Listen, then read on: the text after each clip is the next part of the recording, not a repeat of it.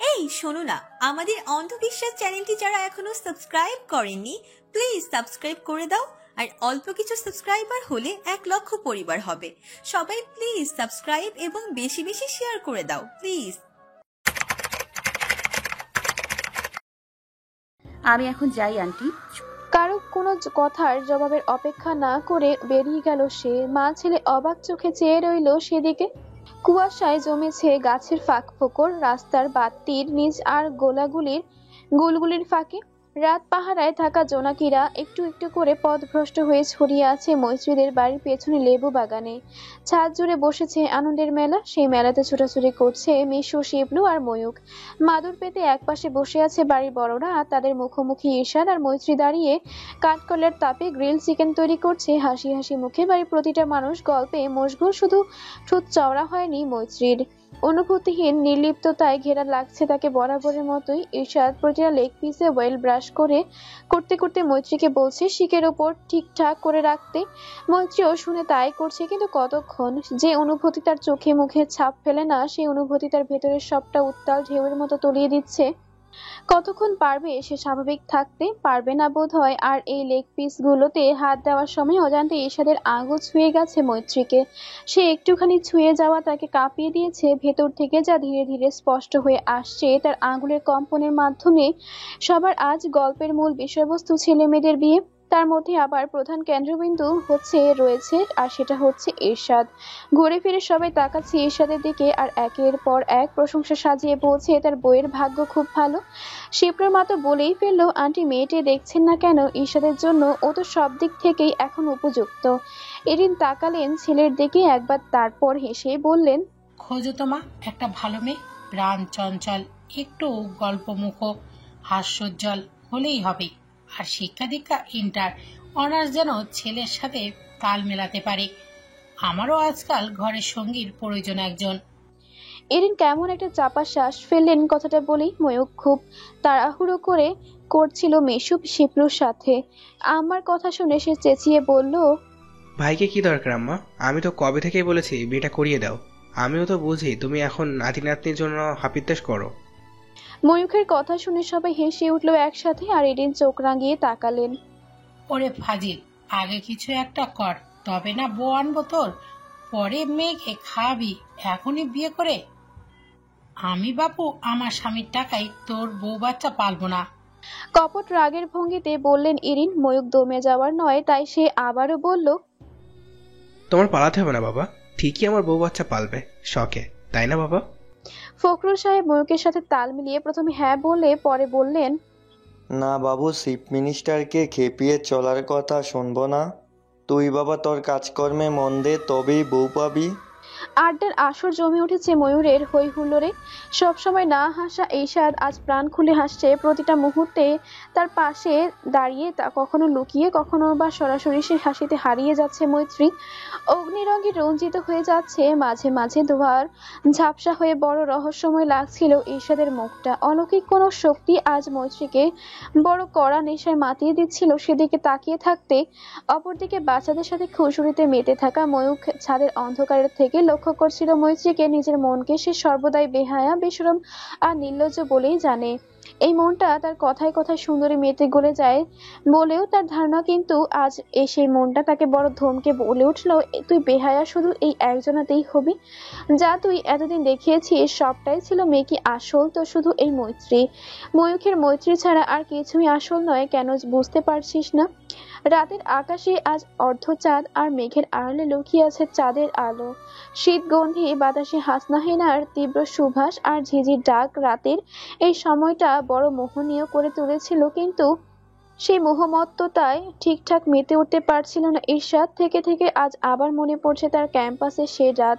সে রাতেও এমন হিম হাওয়ায় গন্ধরাজের ঘ্রাণ আর সায়রার খোপার বিলিতে নেশাগ্রস্ত হয়ে উঠেছিল ঈশাদ।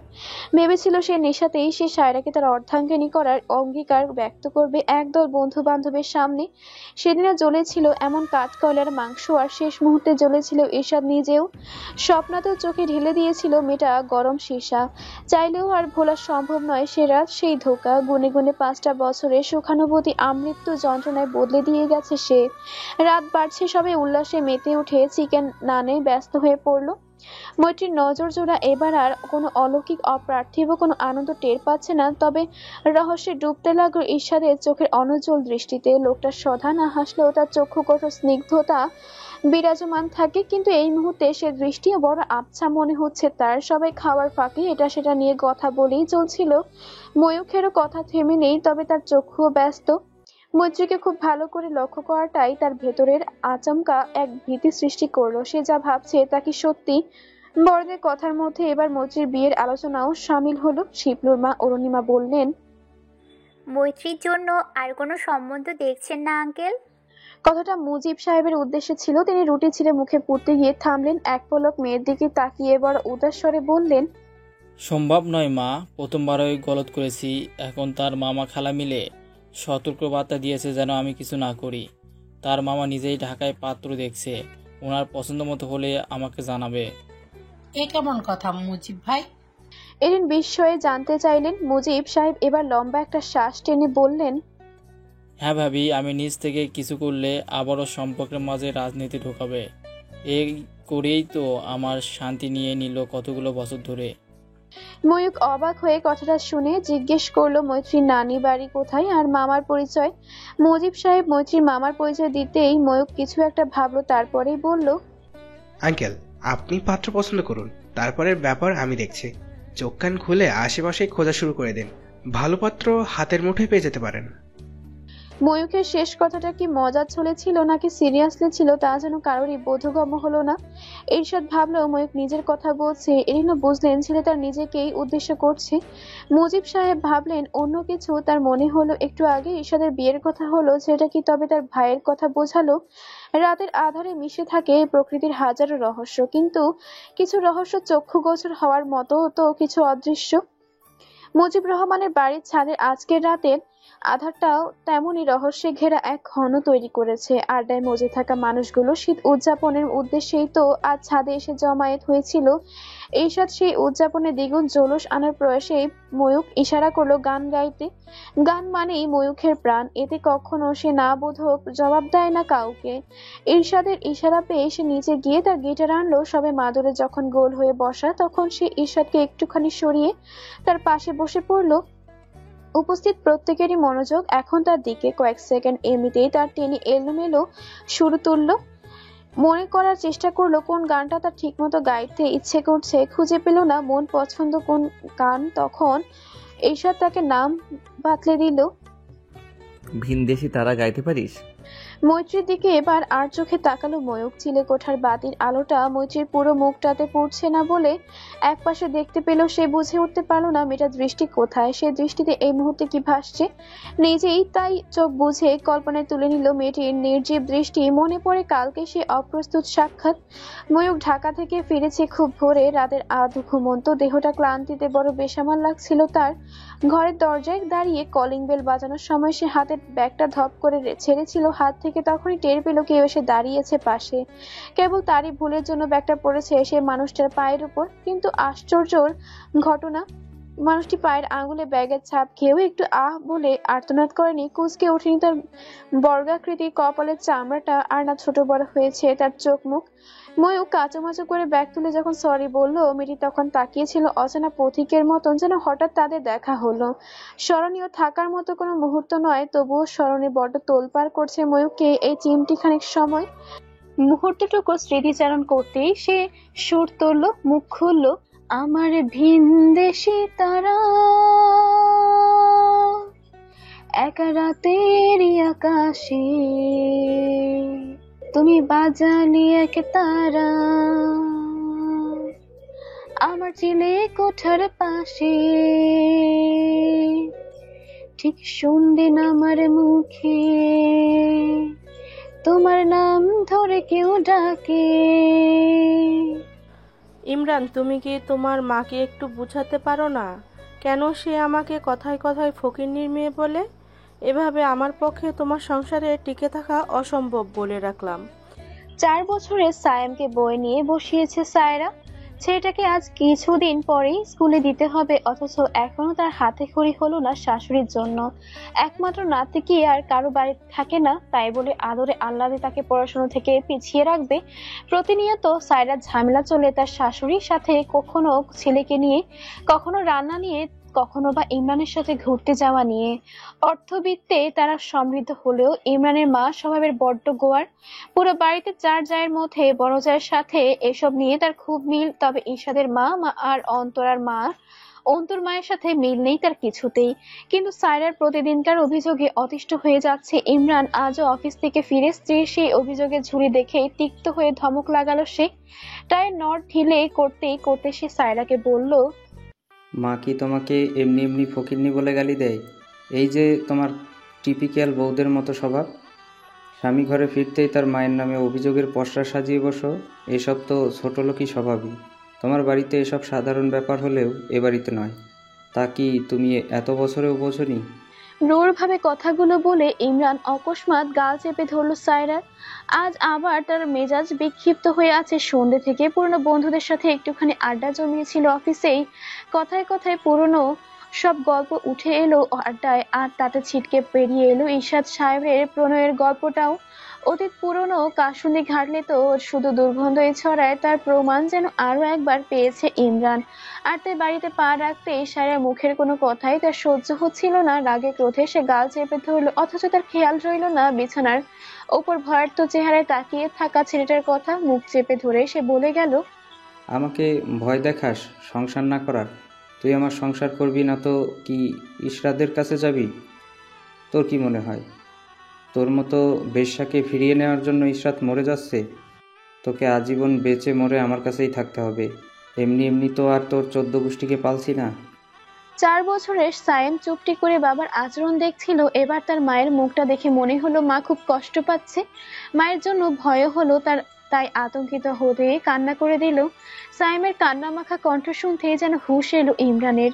সায়রাকে ছেড়ে দিয়ে ছেলেকে কোলে নিতে হাত বাড়াতে সায়েম সরে গেল। ততক্ষণে ইমরানের মাও চলে এসেছেন নাতির কান্না শুনে। মাত্র মিনিট কয়েকের তফাতে সায়রার সংসার হয়ে উঠল জ্বলন্ত আগুনের শ্মশান ঘর। তবে সায়রা ভাবে এসব তো তার গা সওয়া হয়ে যাওয়ার কথা ছিল এতদিনে। গুনে গুনে 5 বছর তো নেহাত কম সময় না, তবুও কেন সে সইতে পারছে না। শীত পড়ছে জাকিয়ে।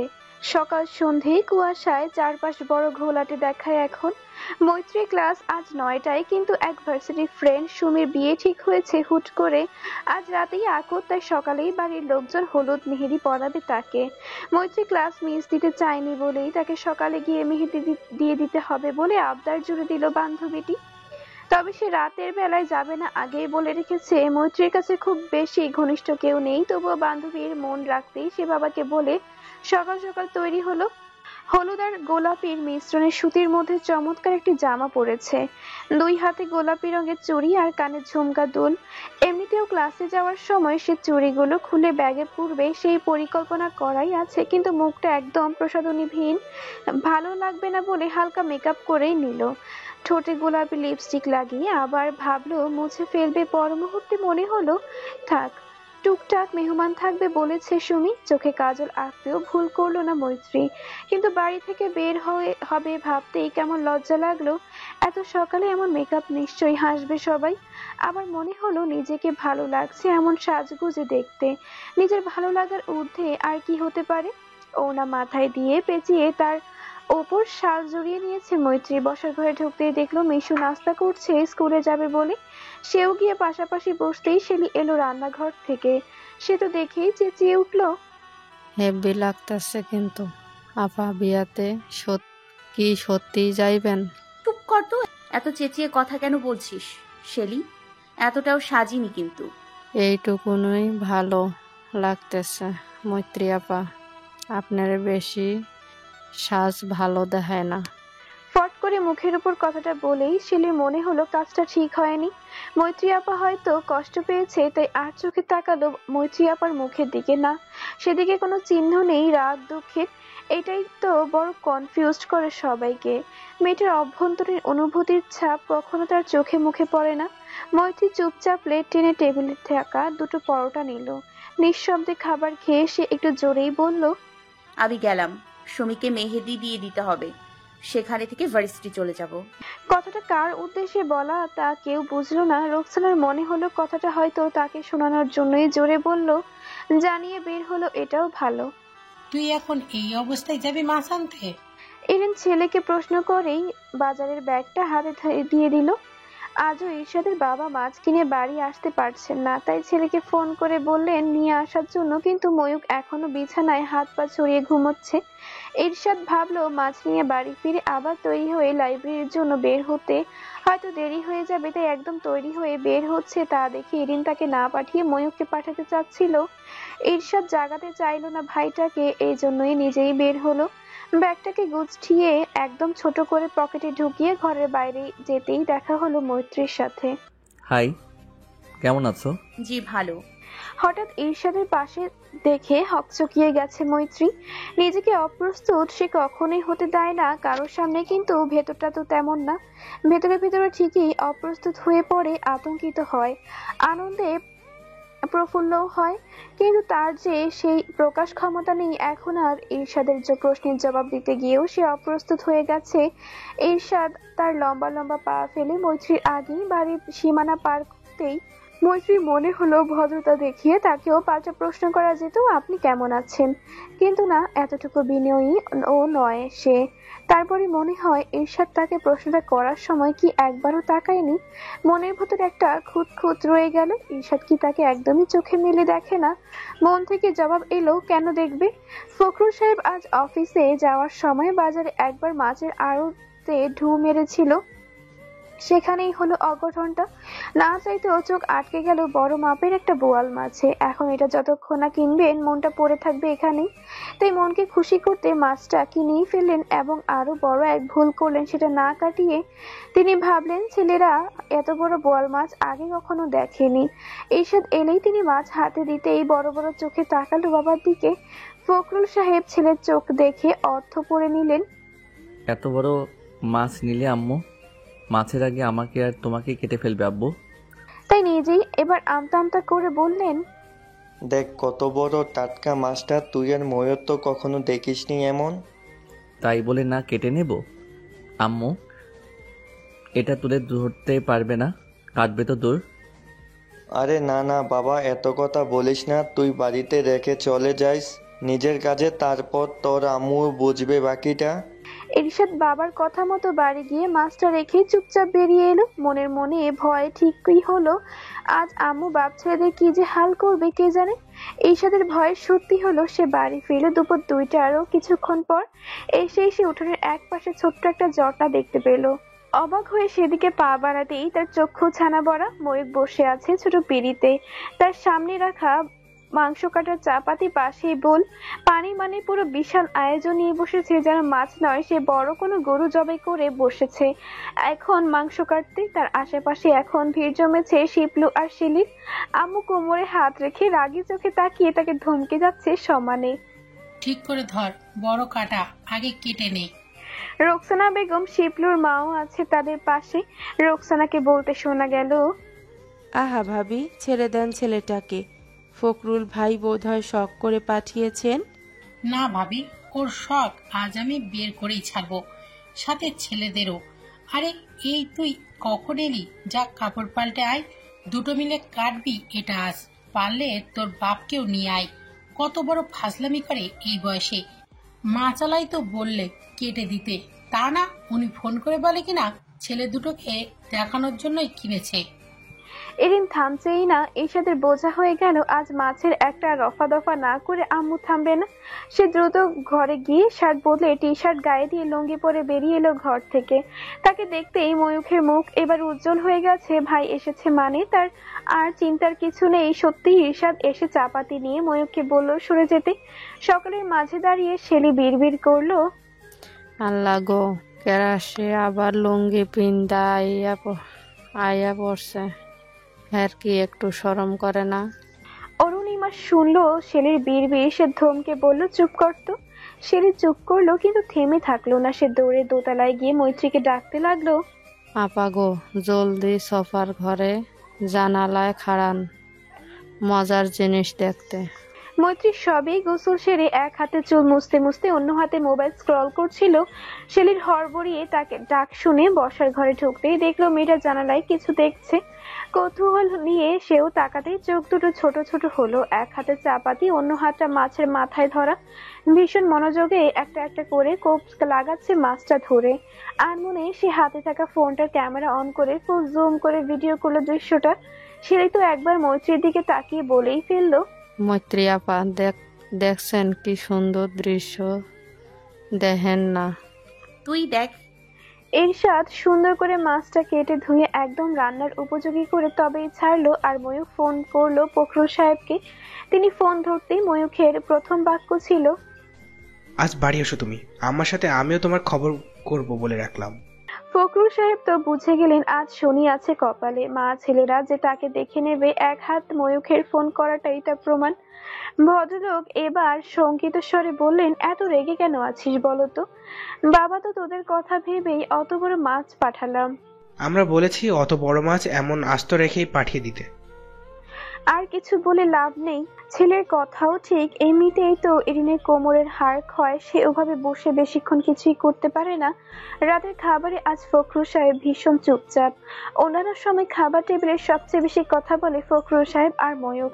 আজ এই দুজনেই বেশ চুপ, কারণ একটু আগে এরিন চিৎকার চেঁচামেচি করেছে। সেই সাথে বলেছে এক সপ্তাহ সকালে নাস্তা রুটি পরোটা হবে না, শুধু ভাত আর আলু ভর্তা খেতে হবে। তাই মনের দুঃখে বাবা চুপচাপ খাচ্ছে, কিন্তু ময়ূখ চুপ। একটু আগে মেহের বলেছে ছোট চাচা আর নোরা দেশে আসবে। নোরা দেশে আসা মানে তাকে অনিচ্ছা সত্ত্বেও কত জায়গায় যে ঘুরতে যেতে হবে ঠিক নেই। এরশাদ বরাবরই চুপচাপ খেতে পছন্দ করে, সে নিজের মতো করে খাচ্ছে। এদিকে হাতও কেটে গেছে অনেক জায়গায়, সেটা জলাও উপেক্ষা করছে জোর করে। খাওয়া পর্ব চোখে যেতে এরশাদ চশমাটা চোখে এঁটে ল্যাপটপ নিয়ে বসেছিল। ছোট মামার মেয়ে নোরা অনলাইনে দেখতেই নক দিল। Hi Shad bro. Hi Nora. Are you free for few minutes? I want to tell you something secret. I am free Nora. Okay, then Nora কথা কমপ্লিট না করেই কল দিল ইরশাদকে। নোরা বলেছে সিক্রেট কথা। ইরশাদের মনে হলো ঘরে কথা বলাটা তবে সেফ নয়। সে আম্মুকে বলে ছাদের জন্য বেরিয়ে গেল। ফোন কানে ধরতেই ওপাশ থেকে নোরা বলে উঠলো তার বাবা আর মা ডিভোর্স নিয়েছে।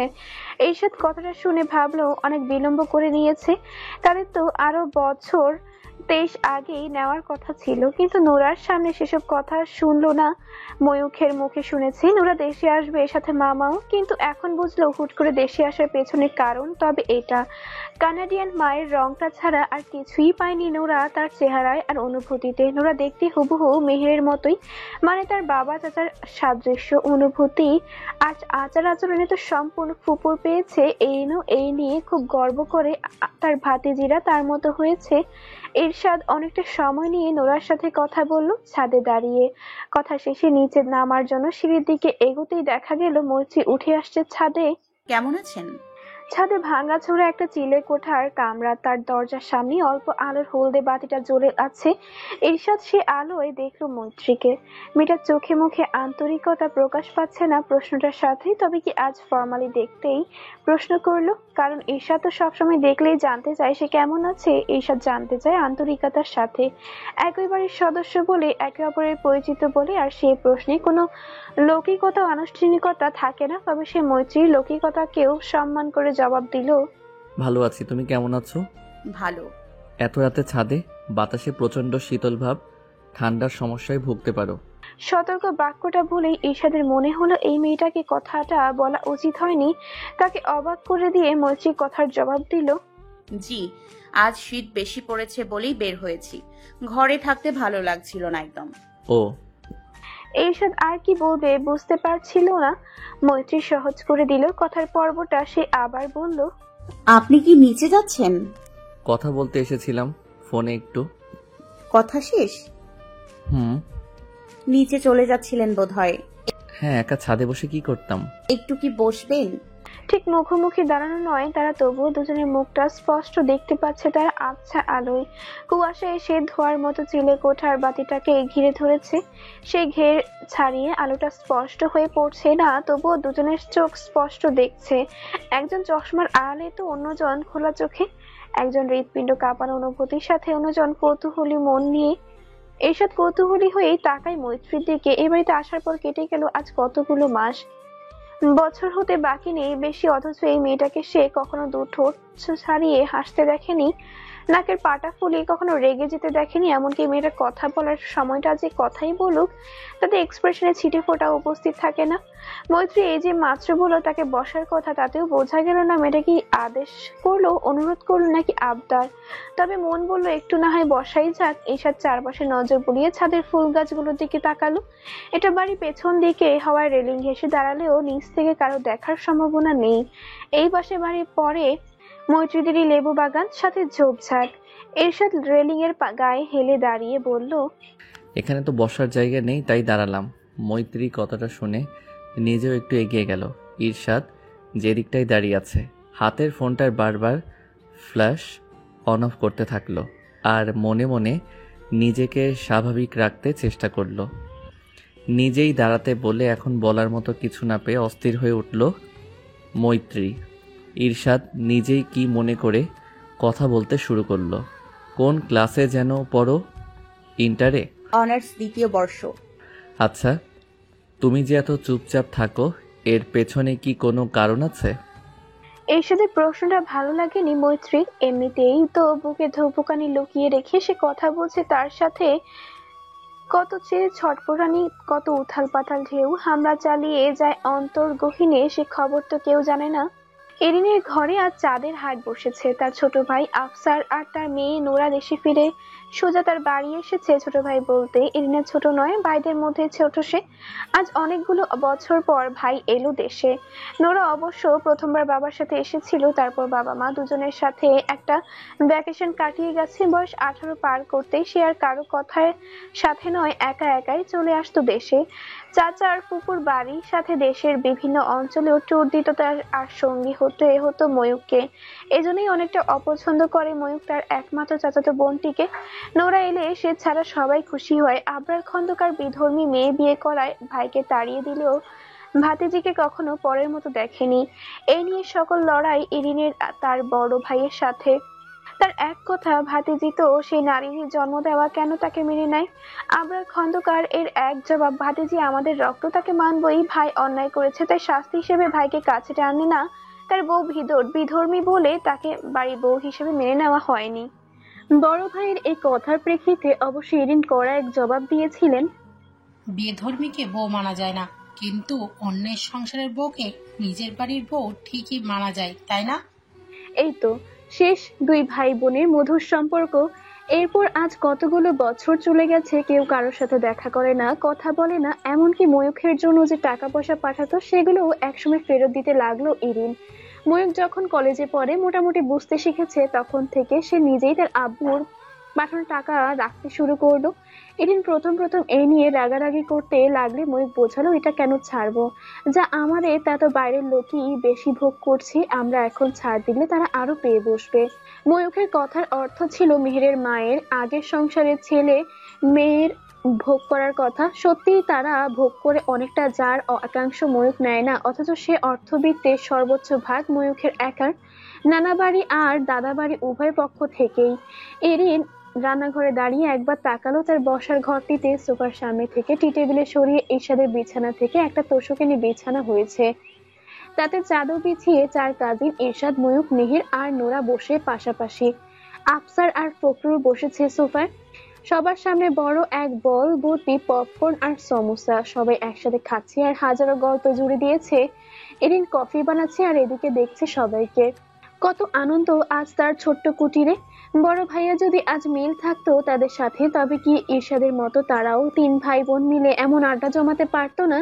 সে কবে বয়স 20 হবে তখন বোধহয় শেষবার একত্রে বসে গল্প করেছিল 3 জনে। এরিনের তখন বিয়ে ঠিক হয়েছে, ঢাকা টু রাজশাহী কত দূর, তাকে পর করে দিচ্ছে। সে কান্না করলেও ভাইরা তাকে আনতে যাবে না, তার বাজে রান্না খেতে যাবে না, এমন আরো কত কি বলে 2 ভাইকে জ্বালিয়েছে খুব। আর সেও বোকার মতো সে কথা শুনে বিয়ে করবে না বলে কান্না জুড়ে দিয়েছিল। তার এই কান্না করা নিয়ে কত খেপিয়েছে তারা। একসময় এরিনের বিয়ে হলো, সে অনেক দূর চলে এলো। বড় ভাইয়ের ব্যবসায় কাজে ব্যস্ত দিন কাটিয়ে বোনের কাছে আসতে পারে না খুব একটা। ছোট ভাইও পড়াশোনা পিএইচডির সুবাদে দেশ ছাড়লো, এরপর সে বিদেশেই হয়ে গেল। বড় ভাই বিয়ে করলো তখন ঈশাদ ছোট।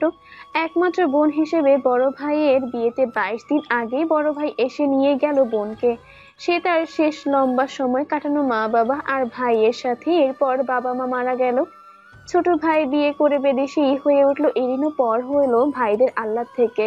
ছোট ভাইয়ের সাথে যোগাযোগ রইলো, কিন্তু আগের মতো আহ্লাদ রইলো না। ময়ূখের মা যখন মারা গেল তখন বড় ভাইয়ের আবারও সংসার হোক এমনটা ভেবেই নিজেই চেয়ে এনেছিলেন ময়ূখকে সেই 2 বছর বয়সে। সেই থেকে আজ 23 বছর পেরোচ্ছে ময়ূখ তারই সন্তান। ফখরুল সাহেবও এদিকে থেকে পিছিয়ে নেই। নিজের দ্বিতীয় সন্তান না থাকার আফসোস যেন তিনি ময়ূখকেই পুষিয়ে নিয়েছেন। কোনোদিন বলেননি এ আমার ছেলে নয়, সে আমার স্ত্রীর ভাতিজা, বরং এটা আমার ছোট ছেলে এই বলে পরিচয় দিয়েছেন। তবে তার পরিবারের অনেকেই বিষয়টা পছন্দ করতে না বলে আত্মীয় মহলে অনেক কথাই বলেছে। পুরনো সকল কথা ভেবে ভাবতে ইরিনের কখন যে গালবে অশ্রু স্রোত বইল তার খেয়াল রইল না। হুশ এলো ময়ূখের ডাকে। আম্মা, কফি কি আজ দিবা না?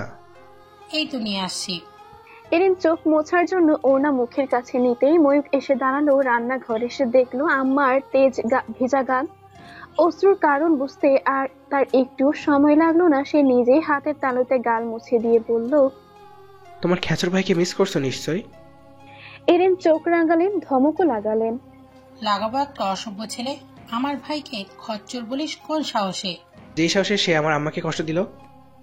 সেটা আমি বুঝবো। তুই আর কখনো আমার ভাইকে বাজে কথা বলবি না বলে দিলাম। আর হ্যাঁ, তুই সেবার ঢাকা গিয়ে ভাইকে কি বলে এসেছিস? আমার ভাই লোভী, ইতর লোক। তোর মধ্যে কি এক ফুটাও শিক্ষাও নেই আমার দেওয়া? আমি তো তোকে শিষ্টাচার শিখিয়েছি, আর সেই তুই কিনা তোর বাপকে গালি দিস? এরিন প্রথমে আবেগে বিমর্ষ থাকলেও এবার যে রেগে গেছে তা বুঝতে সমস্যা হলো না ময়ূখের। মেহের আজ এসে ঢাকার সেদিনের ঘটনার আম্মার কানে দিয়েছে খবর। আজ এই শয়তানটা আপাতত আম্মার সামনে থেকে সরে যাওয়া মঙ্গলকর হবে তার জন্য। তাই কফি সাজানো ট্রে নিয়ে দ্রুত পায়ে রান্নাঘর ছাড়লো সে। মেহেরকে তো পরে দেখে নেবে এক হাত। এরিন একা একাই রান্নাঘরে বকে গেলেন ময়ূখকে। তবে সেই আওয়াজ বসার ঘরে কে বুঝলো না কিছু। আড্ডা চললো অনেকটা সময় নিয়ে। তারপর রাতের রান্নায় গেল এরিন। ময়ূখ আর মেহের 2 ভাই বোন মিলে রান্নাঘরে এটা সেটা এগিয়ে দিচ্ছে এরিনকে। ফখরুল আর আফসার বের হলেন বাড়ি থেকে, একটু বাজারে ঘুরবেন। শালাদুলা ভাই ঈর্ষাদের হঠাৎই কল এলো কলেজের কোনো এক প্রফেসরের প্রশ্নপত্র নিয়ে। সে কাজে ল্যাপটপ নিয়ে বসেছিল নিজ বিছানায়। নোরা সবাইকে ব্যস্ত দেখে ঢুকলো ঈর্ষাদের ঘরে। ঈর্ষাদের ব্যালকনিটা বেশ সুন্দর বলে তার ভালো লাগে সেখানে দাঁড়াতে এখনো। তাই সে ঘরে ঢুকে সোজা ব্যালকনিতেই গেল। শীত শীত আবহে বাইরের বাগানের একপাশে আধারও দারুণ লাগছিল দেখতে। মফস্বল এলাকাও মসজিদের বাড়ির এই অংশটাতে একদম গ্রাম্য ভাব পাওয়া যায়। রাত নামতেই আধারে ঢাকা লেবু বাগানের এক পাশ দেখা যায়।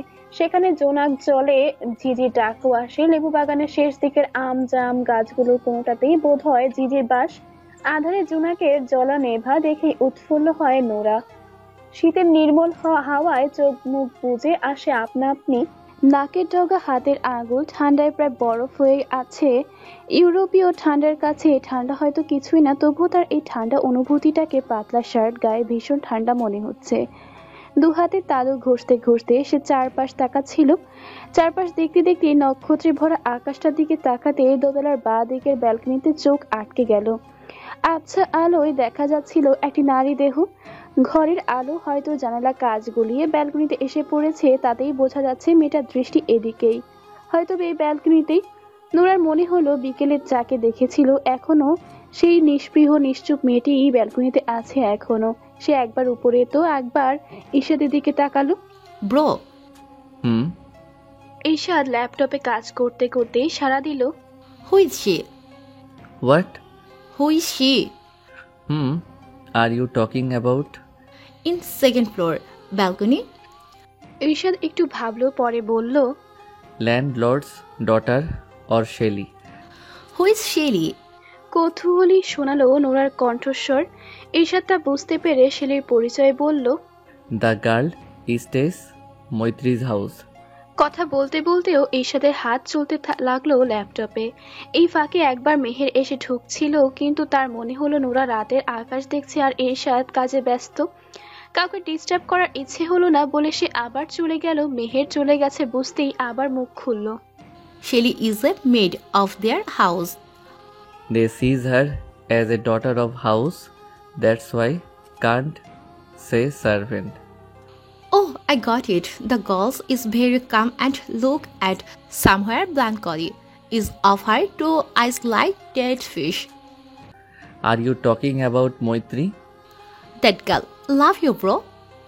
নোরা এবার কিছুটা থেমে বলল বাক্যটা এরশাদের কানে প্রবেশ করার ন্যানো সেকেন্ডে সে ভীষণ চমকে উচ্চারণ করলো, What kind of joke is this, Nora? Nora জবাব দিল না এরশাদের কথার। সে আরো কিছুক্ষণ চুপচাপ চেয়ে রইল উপরতলার ব্যালকনিতে। মৈত্রী উসখুস করছে, বারংবার ব্যালকনিতে আসছে যাচ্ছে আর অস্থির হয়ে ভাবছে ওই শ্বেতাঙ্গিনীকে। ওই ব্যালকনিতেই বা এতক্ষণ ধরে কেন আছে? ওটা তো ওই সেই বিড়াল চোখা মানুষটার ঘর।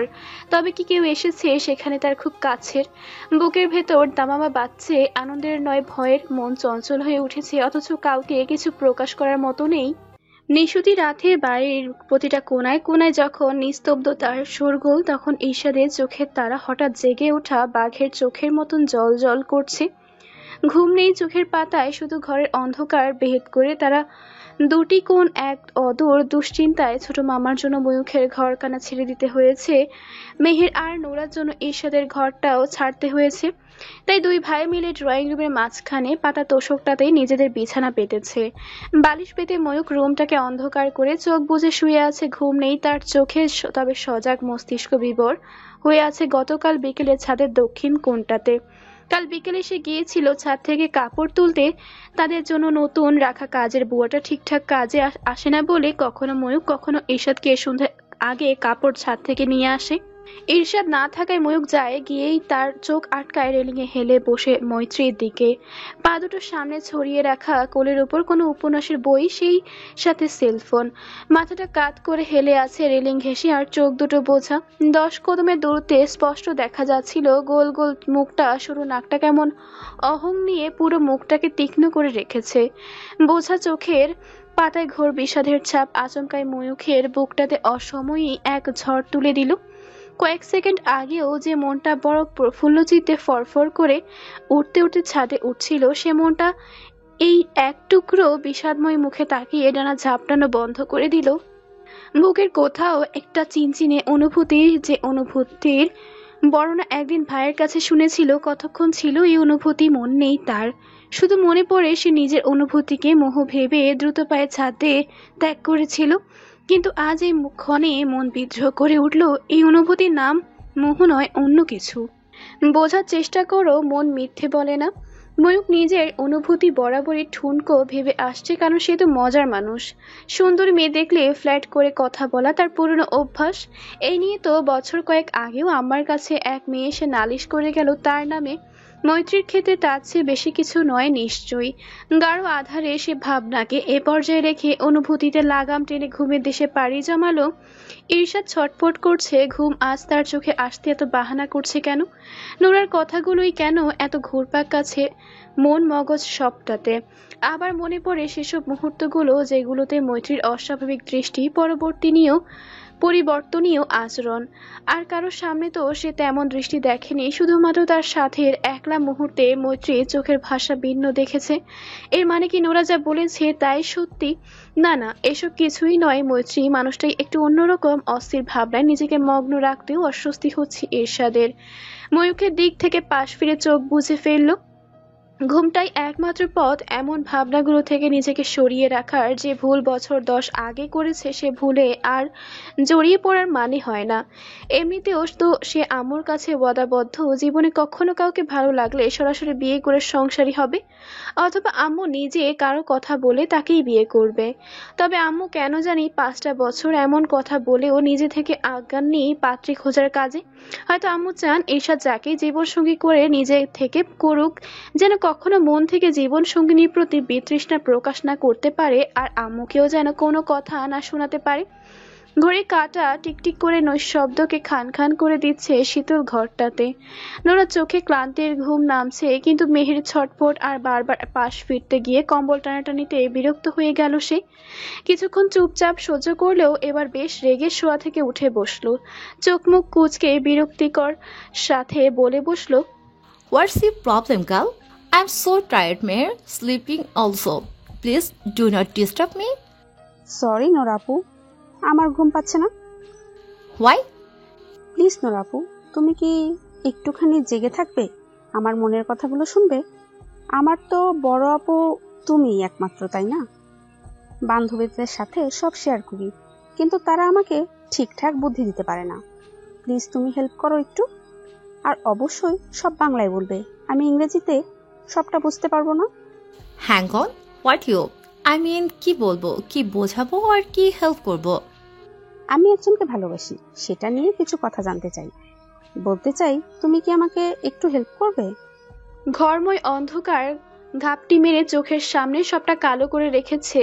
নোরা চোখ খোলা, তবুও সামনের কিছুই দেখতে পাচ্ছে না এই আধারে, এমনকি তার গা ঘেঁষে বসা মেহের কেউ না। বালিশের পাশ হাতড়েই মোবাইলটা নিয়ে টর্চ অন করতে গাঢ় অন্ধকারে চির ধরল। বিছানা থেকে ঘরের সিলিং পর্যন্ত আলোয় পরিষ্কার হলো সবটা। ততক্ষণে চোখের ক্লান্তিকর ঘুমটাও পালাই পালাই করছে।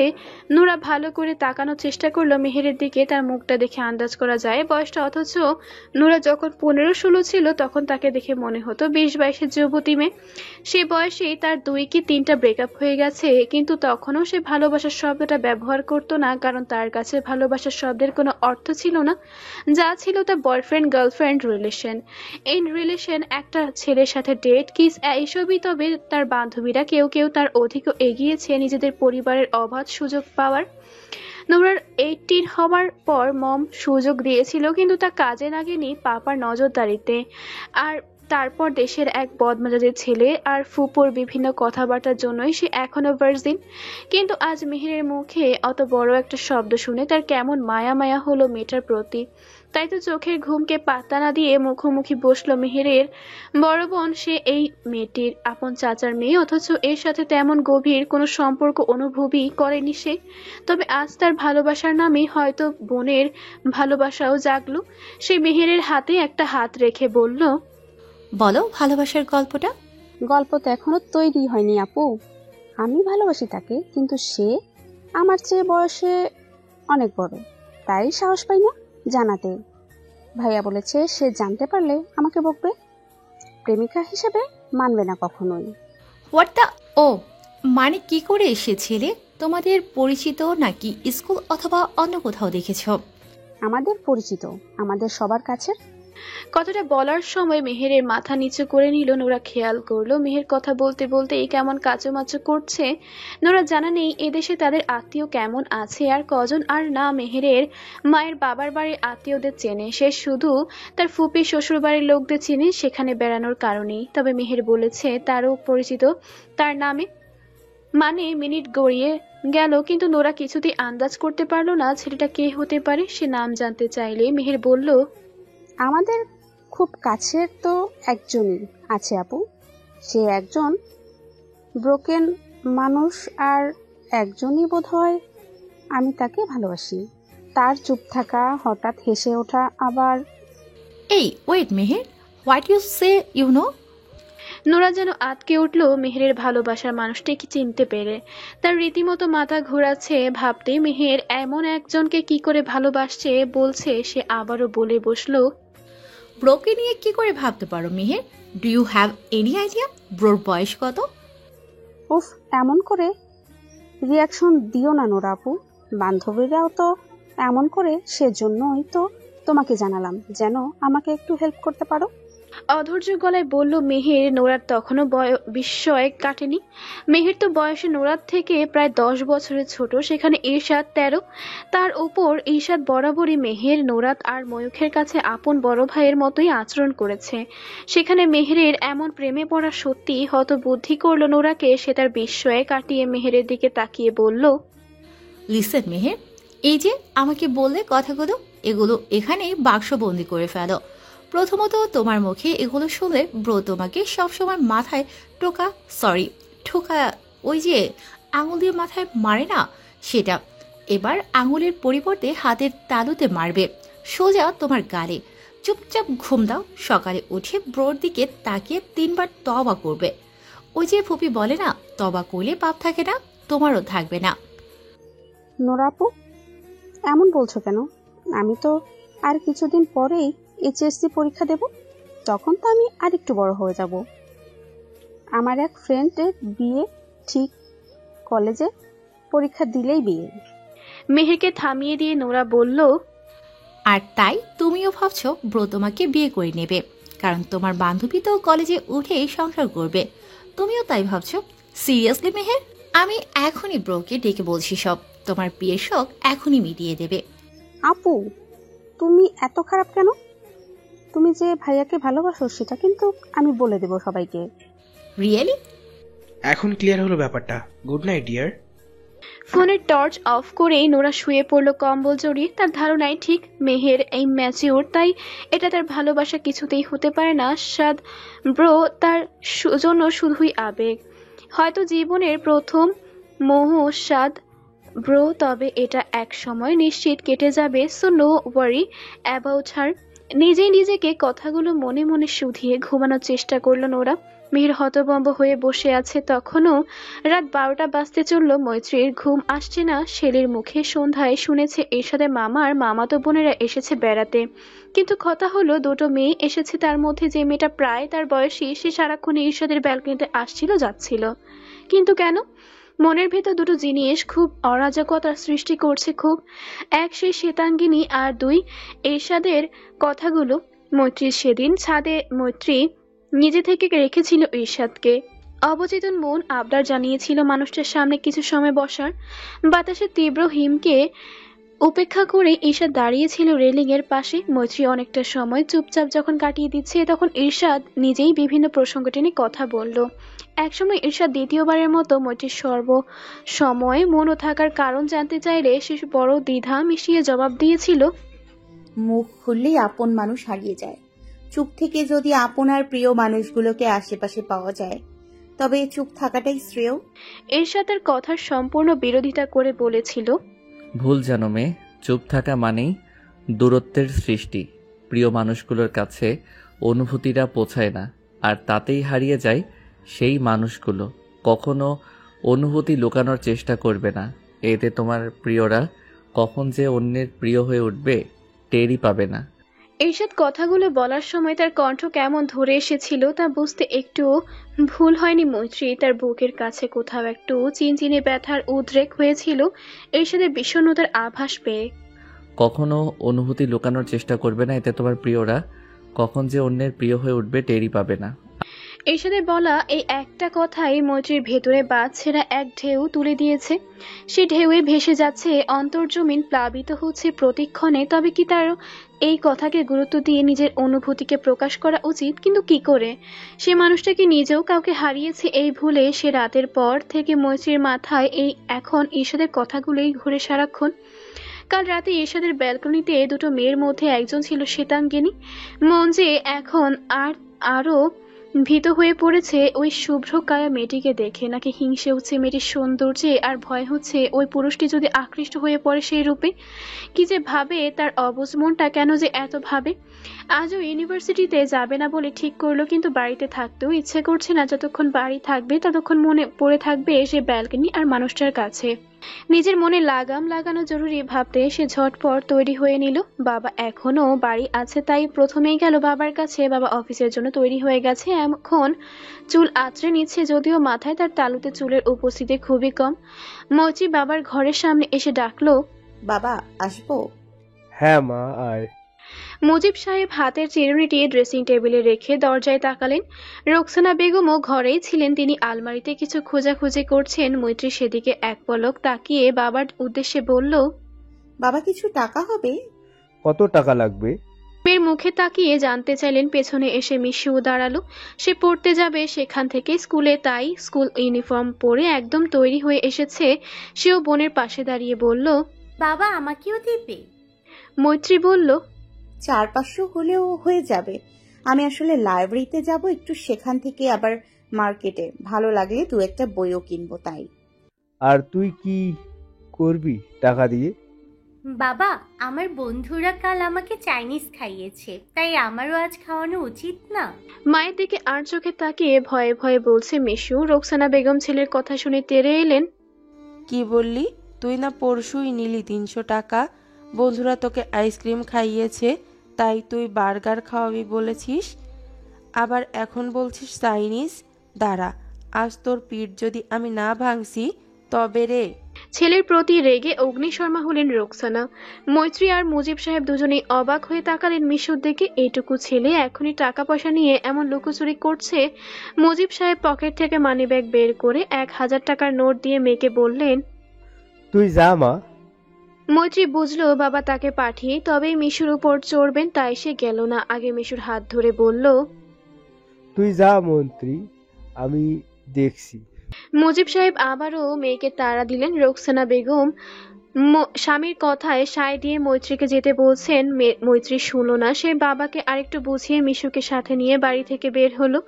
গেট থেকে বের হতেই রাস্তায় হওয়ায় রিক্সা, অটো পেতে আর স্ট্যান্ডে যেতে হয় না তাদের। মৈত্রী ভাইয়ের কাঁধে হাত রেখে জানতে চাইলো সে কি করছে এত টাকা নিয়ে। মিশু আমতা আমতা করে বলল সে 3 দিন আগে ক্রিকেট ম্যাচ খেলেছে বাজিতে, আর সেখানে বাজি ছিল 5000 টাকা। দলের বাকিরা মিলে 4200 টাকা জোগাড় করেছে, কিন্তু আর 800 টাকা কিছুতেই সম্ভব নয় তাদের পক্ষে। সবাই মধ্যবিত্ত কিংবা নিম্ন মধ্যবিত্ত পরিবারে, তাই 200-300 এমন করে কালকের মধ্যে জমা করেছে, কিন্তু তাদের টাকা পূরণ হয়নি। এখন সবাই মিলে ধরেছে মিশুকে। মিশুর বাবার টাকা পয়সা সব বাকিদের চেয়ে অনেক বেশি। দলের বেশিরভাগই টাকা এনেছে মা বাবাকে না জানিয়ে। এক কথায় চুরি করেছে তারা নিজেদের ঘরে। খুব খারাপ কাজ। আমাদের মিশরি এত বড় অন্যায় সঙ্গ দিচ্ছে, এটা তো ভালো কথা নয়। মৈত্রী মিশুর পেছন থেকে হঠাৎ বলে উঠল, ময়ূক। এত সকালে তাকে আগে কখনো দেখেছি বলে মনে পড়ে না মৈত্রীর, কিন্তু লোকটা কি পরিমাণ বদ। একদম চুপি চুপি পেছনে দাঁড়িয়ে অন্যের কথা শুনছে। প্রচন্ড রাগ হলো মৈত্রী, তবে সে তা প্রকাশ করলো না। ময়ূক তার দিকে তাকিয়ে হেসে উঠল। তার সে প্রাণ খোলা হাসি, যা মৈত্রীর কাছে দাঁত খোলা হাসি হিসেবেই ঠিক মনে হয়। মিশুর সাথে আমি একটু কথা বলি কেমন, যদি কিছু মনে না করেন মিস চিনি। মিশুও মনে মনে চাইলো আপু চলে যাক এখন, তাহলে বেঁচে যাবে সে এখনকার মতো। ময়ূখের কথা শুনে মৈত্রী বলতে চাইলো তার এখন কথা আছে মিশুর সাথে। হয়তো তার অভিব্যক্তিহীন মুখটাকে দেখেও ময়ূক বুঝে নিল তার কথা। সে বলল, আপনি চলে যান মিস চিনি, আমি টিচার না হলেও আপনার চেয়ে ভালো বোঝাতে পারবো মিশরীকে। কথাটা বলতে বলতেই মাথা নেড়েও মৈত্রীকে ইশারা করলো চলে যেতে। আশ্বস্ত না হতে পারলেও মৈত্রী চলে গেল রিকশায় উঠে। মিশুর কাঁধে হাত রেখে ময়ূখও এগোতে লাগলো মিশুর স্কুলের দিকে। ক্রিকেট তোমার পছন্দের খেলা তাই না মিশু? জি ভাইয়া। সেই পছন্দের খেলাটার জন্য তুমি অন্যায় করতে গিয়েও পিছু পাও না। এবার মিশু চুপ করে থাকলো। সদ্য ক্লাস 6-এ পড়া বাচ্চার মস্তিষ্কে খুব একটা সচেতনতা বুঝবে বলে মনে হয় না ময়ূখের। তাই সে চেষ্টা করে মিশুকে তার ভুলটাকে খুব সহজভাবে বুঝিয়ে দেওয়ার। তাকে বড় স্নেহের সুরে ময়ূক বলতে লাগলো, পছন্দের কাজের জন্য আমরা অনেক কিছুই করতে পারি, কিন্তু সেই করাটা যদি ভুল কাজ হয় তবে তা না করাটা মঙ্গলকর আমাদের জন্য। মঙ্গল কি তা জানো তো মিশু? জি ভাইয়া, মঙ্গল মানে ভালো, শুভ। আমাদের কি উচিত নয় সে কাজগুলো করা যেগুলো আমাদের জন্য ভালো? জি। বাবা মাকে না জানিয়ে তাদের থেকে টাকা নেওয়াটা কি সঠিক কাজ? না ভাইয়া। আচ্ছা বলো তো, চোর কি কখনো চুরি করতে এসে বলে কই চুরি করে? না। তাহলে তোমার বন্ধুরা তাদের বাবা মায়ের কাছ থেকে না বলে টাকা আনলো, সেটা কি চুরি হয়নি? এবার মিশু মাথা নিচু করে ফেললো। সত্যিই তো তারা যেভাবে টাকা এনেছে সেটা চুরি করা হয়েছে। ময়ূক স্কুল পর্যন্ত পৌঁছতেই মিশুকে আরো অনেক কথা বলে বোঝানোর চেষ্টা করলো বাজি ধরা, বাড়ি থেকে না বলে টাকা নিয়ে আসা সবটাই ভুল কাজ। এবং সে এও বলে গেল স্কুল ছুটির সময় আসবে আবার, এবং মিশুর সকল বন্ধুদের সাথে কথাও বলবে। মিশু স্কুলে ঢুকে যেতেই ময়ূক চলে গেল বাজারের দিকে।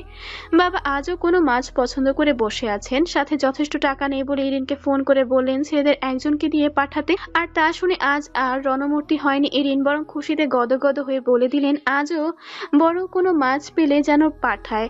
নোরাকে দেখাবে বলেই এত এক্সাইটমেন্ট। নোরা বিদেশে সবই তো খায়, ফ্রোজেন প্যাকেটজাত হোক সেটা মাছ কিংবা সবজি অথবা যে কোনো খাবারই। আর সেসব টাটকা পেলেও বা কি দেশের গুলোতে তাকে দেখতে হবে, এমন ভাবনা ইরিনের নতুন নয়। নোরা যখনই আসে তখনই সে এটা সেটা নিয়ে নোরাকে কত কি দেখাতে চায়, কিন্তু নোরা তো আগ্রহ নিয়ে দেখলেও সেগুলো মনে রাখার আগ্রহ বোধ করে না। ময়ূক বাজারে গিয়ে মাছ আর কিছু সবজি নিয়ে বাড়ি ফিরলো। আমার রান্নাঘরে বসে তখন গাজর গ্রেট করছিলেন দেখে তার বুঝতে বাকি নেই আজ গাজরের হালুয়া হবে। সে মাছের ব্যাগ রেখে আমার হাত থেকে গাজর নিয়ে নিজেই গ্রেট করে দিল। নোরা আর মেহের এখনো ঘুমে, তাই ইরিন পরোটা বেলে চুলার কাছে রেখে দিয়ে ব্যাগ থেকে মাছ বের করতে চেঁচিয়ে উঠল, কি কাণ্ড! আমি না বললাম আস্ত মাছ আনতে? এই তো দেখছি পিস করা। এত বড় রুই মাছ কে কাটবে আম্মা? আজ তো ভাইও ব্যস্ত সারাদিনের জন্য। এত ভাবনা তো আপনাদের না, আমি বারবার করে বলে দিয়েছি মাছ কাটবে না। আজ আসুক ওই মতি ছাড়া লোক, যখন তখন ভুল কাজ করেই যেন তার মূর্খ উদ্দেশ্য।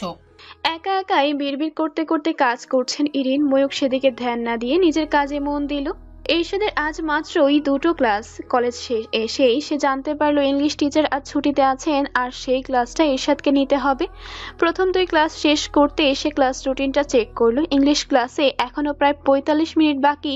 কলেজের গেট থেকে বেরিয়ে লাইব্রেরিতে যেতে হয় বলে সে অফিস রুমে একজন প্রফেসরকে বলে গেল সে লাইব্রেরিতে আছে। এরশাদের পরনে আজ লাইট স্কাই ব্লু কালারের শার্ট। স্বভাববশত হাতা ফোল্ড করে কোণের কাছে গুটিয়ে রেখেছে সে।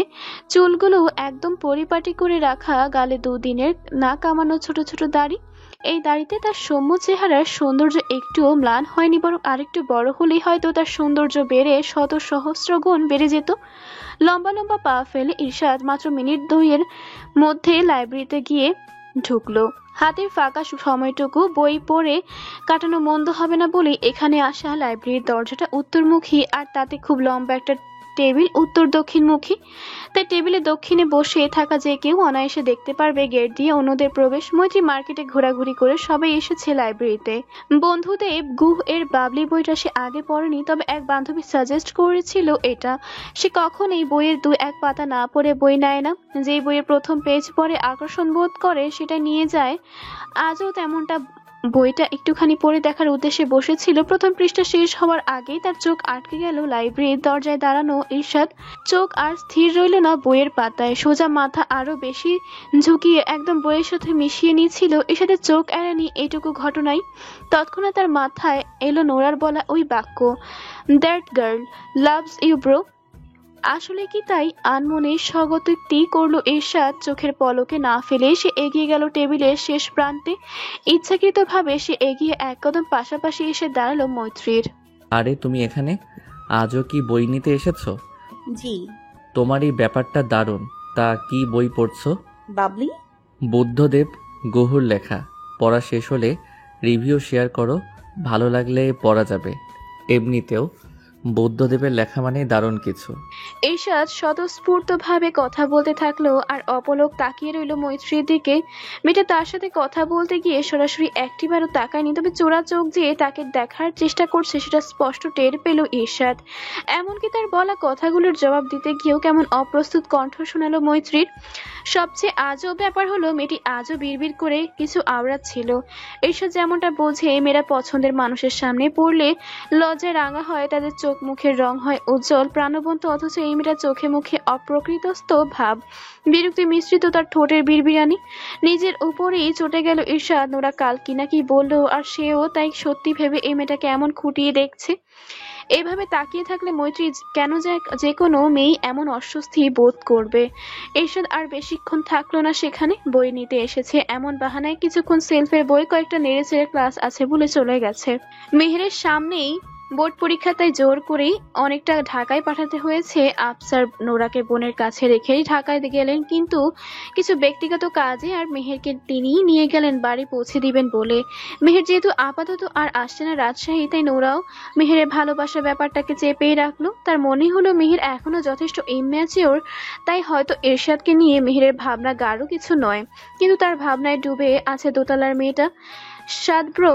হয়তো সায়রাকে নিয়ে। আর আবেগতাড়িত নয়, কিন্তু ব্রোর মনে যে প্রেম নামের গভীর এক ক্ষত আছে তা কারোর অজানা নয়। নোরা ভেবে রেখেছে সে এবার যে কদিন থাকবে ওই ছন্নছাড়া পাগলটাকে নিজের কথা না বলতে পারলেও সাদ ব্রোর যেই মানসিক টানাপোড়েনে তা অন্তত শেষ করে বাড়িতে একটা ভাবি জুটিয়ে যাবে। নোরা ফুপির বাড়িতে আছে আজ 5 দিন হয়ে গেল। নোরা থাকবে বলে ময়ূখের ঘরটা তাকে ছাড়তে হলো। মনে মনে এই নিয়ে বেশ ভীষণ বিরক্ত সে। আর তা হবেই না কেন? ইরশাদ নিজের ঘর দিতে চাইলো। নোরা বলল তার ছোট ঘরটা পছন্দ হয়েছে। ময়ূখের মনে হলো নোরা ইচ্ছে করেই তার ঘরটা কবজা করলো, কিন্তু আম্মা সেসবে কান্না দিয়ে বলে দিল, নোরা ময়ূকের ঘরেই থাকবে। বলার ধরনে মনে হচ্ছিল নোরা ময়ূখের বউ, তার ঘরেই তো থাকবে। অসহ্য। এদিকে ভাইয়ের কি হয়েছে কে জানে, রাত বেড়েতে ব্যালকনির দরজা খুলে রাখে, নয়তোবা নিজেই গিয়ে বসে থাকে সেখানে শীতের রাতেও। আজ রাতে খাওয়া শেষ হতেই নোরা বায়না ধরলো গান শুনবে। ময়ূখের পড়াশোনায় আজকাল ঢিলেমি হচ্ছে খুব, আর তাতেই মনে হচ্ছে বিসিএসটা তার আর হবে না, সে টিকবে না কিছুতেই এই পড়াশোনা দিয়ে। কিন্তু না, বাড়ির সব একসাথে পাগল হয়ে গেছে, তাই তো এখন জোর জবরদস্তি টেনে নিয়ে গেল ছাদে। ঈর্ষাদ চুপচাপ বসে বসে নোরা আর মায়ের কাণ্ড দেখলো। সে আগে পড়ে কিছুই বলবে না, তবে একটু গান হলে তার মন্দ লাগবে না। ময়ূক গিটার হাতে ছাদে যেতে লাগলো, পেছনে নোরা মাদুর হাতে। ইরিন বেগমও পেছনে পেছনে বের হলেন। ঈর্ষাদ বাবাকে বিছানায় যেতে দেখে সে বাবাকে বলে গেল বাইরে থেকে দরজা আটকে যাচ্ছে। ফখরুল সাহেব কম্বল গায়ে টেনে বললেন, নিয়মিত ভালোবাসার গল্প শুনতে এবং পড়তে আমাদের অন্ধবিশ্বাস চ্যানেলটি সাবস্ক্রাইব করে পাশে থাকা বেল আইকনটি ক্লিক করুন। ধন্যবাদ সবাইকে।